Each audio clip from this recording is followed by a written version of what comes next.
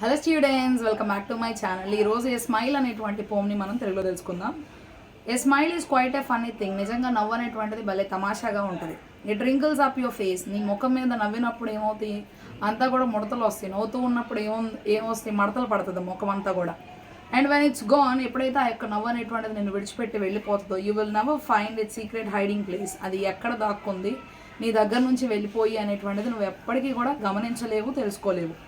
But far more wonderful it is to see what smiles can do. కానీ ఒక నవ్వు ద్వారా ఎలాంటి పనులు జరుగుతాయి, మన నవ్వుల ద్వారా ఎంత మంచి గొప్ప గొప్ప పనులు జరుగుతాయి అనేటువంటిది మాత్రం నువ్వు తెలుసుకున్నట్లయితే, యూ స్మైల్ ఎట్ వన్. అది నీకు తెలిసినప్పుడు నువ్వు ఇతరులను చూసినప్పుడు నవ్వుతావు. Okay, he smiles at you. అట్లాగే నువ్వు ఎవరిని వైపు అయితే చూసి నవ్వుతావో, ఎవరినైతే చూసి నువ్వు నవ్వుతావో, వాళ్ళు కూడా నిన్ను చూసి నవ్వుతారనమాట.